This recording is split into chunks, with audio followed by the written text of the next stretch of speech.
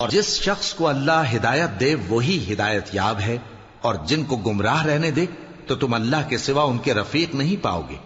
اور ہم ان کو قیامت کے دن اوندھے منہ، اندھے، گونگے اور بہرے بنا کر اٹھائیں گے، اور ان کا ٹھکانہ دوزخ ہے۔ جب اس کی آگ بجھنے کو ہوگی تو ہم ان کو عذاب دینے کے لیے اسے اور بھڑکا دیں گے۔ یہ ان کی سزا ہے، اس لیے کہ وہ ہماری آیتوں سے کفر کرتے تھے اور کہتے تھے کہ جب ہم مر کر بوسیدہ ہڈیاں اور ریزہ ریزہ ہو جائیں گے تو کیا از سر نو پیدا کیے جائیں گے؟ کیا انہوں نے نہیں دیکھا کہ اللہ جس نے آسمانوں اور زمین کو پیدا کیا ہے اس بات پر قادر ہے کہ ان جیسے لوگ پیدا کر دے، اور اس نے ان کے لیے ایک وقت مقرر کر دیا ہے جس میں کچھ بھی شک نہیں،